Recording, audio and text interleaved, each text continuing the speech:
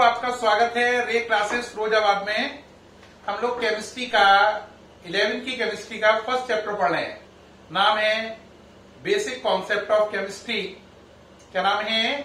Some basic concept of chemistry. तो topic है some basic concept of chemistry, chapter first. इसमें सबसे पहले लॉज की जानकारी आती है।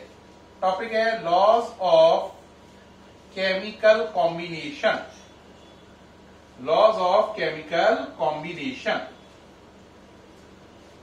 जो केमिकल कॉम्बिनेशन है उसके लॉज के बारे में पढ़ना है। कितने लॉज हैं? आंसर जिन लॉज के बारे में हमें पढ़ना है वो है 5। कितने हैं? 5। पांडव कितने थे? 5। ऐसे ही लॉज भी कितने हैं? 5 है। ठीक है, तो पहला भाई सुने। पहला है law of conservation of mass. Law of conservation of मास।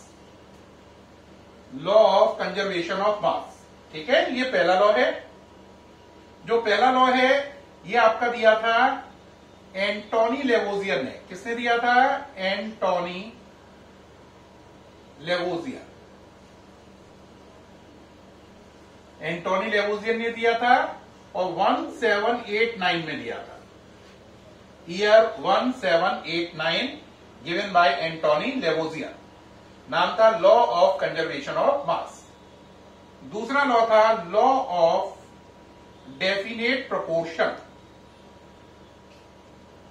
जो लॉ ऑफ डेफिनेट प्रोपोर्शन है इसका दूसरा नाम भी है लॉ ऑफ कांस्टेंट कंपोजिशन।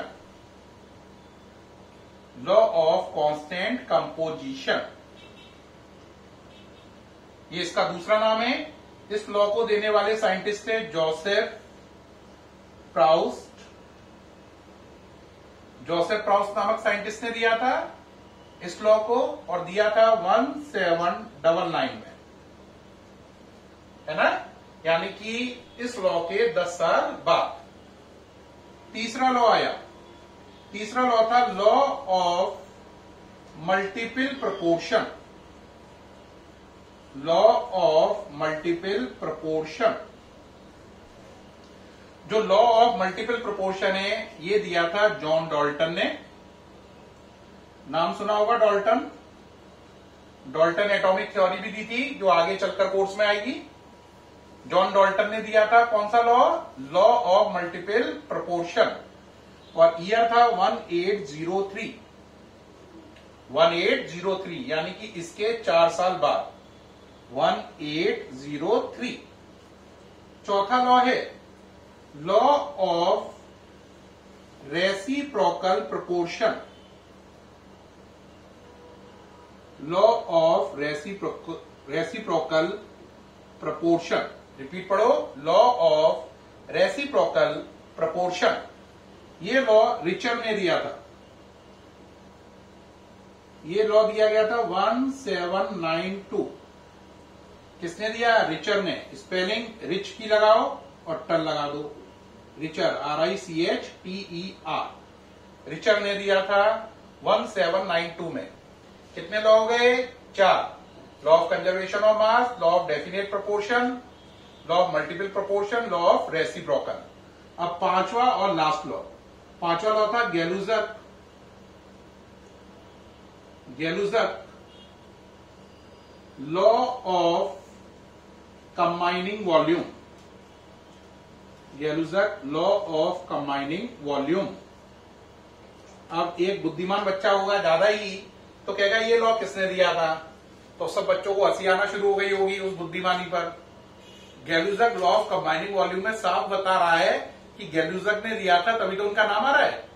तो गैलुजक लॉ ऑफ कंबाइनिंग वॉल्यूम किसने दिया? गैलुजक ने दिया। अब यहां तक की बात तो क्लियर है। अब कहोगे सर ईयर बता दो, दिया तो गैलुजक नहीं, तो लिखूं या ना लिखूं? चलो लिख दे रहे हैं, गैलुजक ने दिया, है ना? किसने दिया? गैलुजक ने। कब दिया? 1808 में। 1808 में। तो प्यारे बच्चों, लॉज ऑफ केमिकल कॉम्बिनेशन में कितने लॉ हैं? 5। पहला स्टार्ट करो एक एक करके। अब मैं आप पहले पढ़ लो इसको, टेबल को। पढ़िए, पढ़ते जा रहे हैं, याद होती जा रही है। ठीक, अब मैं सुना रहा हूं, फिर आप सुनाएंगे। Laws of chemical combination, 5 law हैं। पहला लॉ कौन सा है?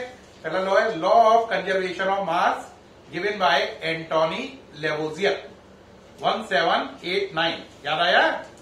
दूसरा लॉ कौन सा है? लॉ ऑफ डेफिनेट प्रोपोर्शन या लॉ ऑफ कांस्टेंट कंपोजिशन।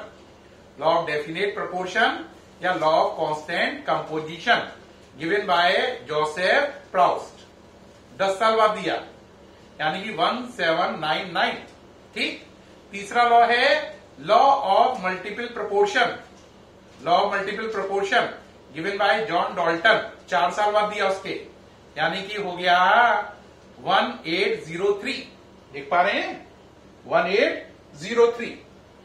चौथा लॉ है law of reciprocal proportion, law of reciprocal proportion. ये लॉ दिया रिचर ने। किसने दिया? रिचर ने, 1792। ठीक। और पांचवा लॉ है गैलुजक लॉ ऑफ कंबाइनिंग वॉल्यूम। जाहिर सी बात है, गैलुजक ने दिया और दिया 1808 में, 1808 में। तो ये 5 लॉ हैं, उनको देने वाले साइंटिस्ट के नाम हैं और कौन कौन से ईयर में दिया, ये सारी जानकारी है। उम्मीद है आपने ये सारा नोट कर लिया होगा, ईयर वाइज नाम वगैरह नोट कर लिए होंगे। अब बच्चों, ये 5 लॉ हमें एक एक करके बहुत डिटेल में पढ़ने हैं। अगर 5 लॉ हम बहुत डिटेल में समझ लें, उनके न्यूमेरिकल भी कर लें, तो चैप्टर का 30% कंप्लीट हो जाएगा। Repeat, 30% of the chapter complete हो सकता है अगर सारे लॉ डिटेल में पढ़ लें, उनसे रिलेटेड न्यूमेरिकल भी कर लें। तो इन सारे लॉज की डिटेल एक एक करके अगले वीडियो में आएगी, है ना। नेक्स्ट वीडियो में इनकी डिटेल करेंगे। उम्मीद है ये वीडियो आपको बहुत अच्छा लगा होगा, अल्ट्रा क्लियर हुआ होगा। ठीक है, नेक्स्ट मुलाकात होगी नेक्स्ट वीडियो में इन लॉज की डिटेल के साथ। तब तक के लिए गुड बाय।